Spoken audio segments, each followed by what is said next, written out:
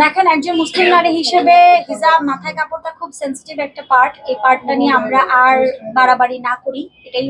নারীরা নারীরা চায় যত্ন, নারীরা চায় ভালোবাসা, নারীরা চায় সুন্দর করে দিন শেষে সমস্ত কাজের পরে বলবে আমি ভালো আছি, এই কথাটা বলার একটা মানুষ যার সঙ্গে বলা যায় মাথাটা রেখে, এবং যে সুখে দুঃখে মানে আমার কষ্টে কাঁদবে, আমার সুখে হাসবে, এবং তারই সাথে নারীরা এটা চায়।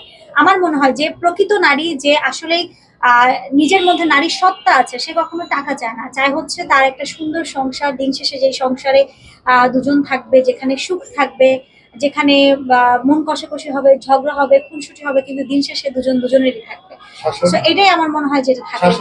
শাসনটা নারীরা খুব একটা পছন্দ করে না, নারীরা খুব কোমলমতি, এবং শাসন খুব বেশি শাসন নারীরা নিতে পারে না। কারণ নারীরা মানে অনেক জায়গায় বলা আছে যে নারীরা অনেক বেশি নরম, তাদেরকে বেশি শাসন করতে গেলে হিতে বিপরীত হয়ে যায়। না, নারীরা স্বামী রেখে পরকীয়া কেন করবে? এটা আল্লাহ এটা আমি বলি শুনুন, এই যে এতক্ষণ যে বললো যে নারীরা কি চায়, এগুলো যদি একটা পুরুষ দিতে পারে তো ওই নারী কখনো পরকীয়া লিপ্ত হয় না। দেখেন, একজন মুসলিম নারী হিসেবে হিজাব, মাথায় কাপড়টা খুব সেন্সিটিভ একটা পার্ট। এই পার্টটা নিয়ে আমরা আর বাড়াবাড়ি না করি, এটাই উত্তম। এবং আমি ইতোমধ্যে ক্ষমা চেয়েছি যে ওই কথাটা যখন বলেছিলাম তখন আমি মেন্টালি স্টেবল ছিলাম না। আর এখন আমি আলহামদুলিল্লাহ ওভারকাম করছি, ডে বাই ডে ওভারকাম করছি। ইনশাল্লাহ সামনে কাজ করব, ভালো কাজ করতে চাই। আর সিম্প্যাথি বলতে এটাকে আপনি কিভাবে নেবেন? সিম্প্যাথি মানুষকে দেখায়, বা আমি ধরেন হিজাব পরে কেউ তো আমাকে এসে একবেলা খাইয়ে দিয়ে যায় নাই, বাজার করে দিয়ে যায় নাই, আমার বাচ্চার দুধ কিনে দিয়ে যায় নাই, তাহলে সিম্প্যাথিটা নিয়ে পুঁজি করে আমি আসলে পুঁজিটা কোথায় খাটালাম? ভিউয়ে খাটান, আর ওখান থেকে টাকা আসে, ওটা দিয়ে চলে। ভিউর থেকে কোনো টাকা আসে না, সরি, আমার মনিটাইজেশন নাই।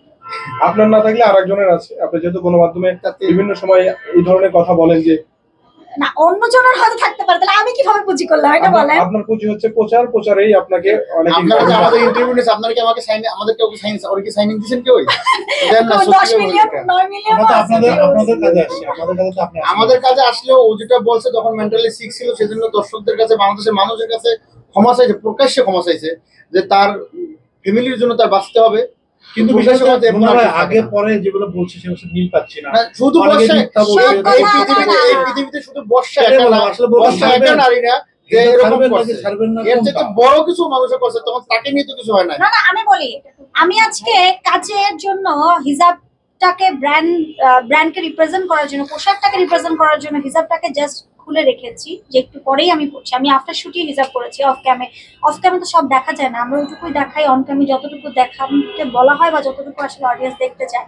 এখন আপনি যদি একটা পর্দা দিয়ে আমার চরিত্রকে জাজমেন্ট করেন, আপনি যদি একটা পর্দা দিয়ে আমার ব্যক্তি আমাকে জাজ করেন, তাহলে বলবো এটা বোকার রাজ্যে বসবাস করা, এছাড়া আর কিছু। বর্ষা চৌধুরী কি আজকে সুস্থ স্বাভাবিক মেন্টালিতে কথা বলছে নাকি 6 মাস পর বলবেন? 95% সুস্থ আছি, 5% নাই, কারণ গতকাল আমার ফুফু মারা গেছেন এবং স্টিল না আমার বাবা হসপিটালে।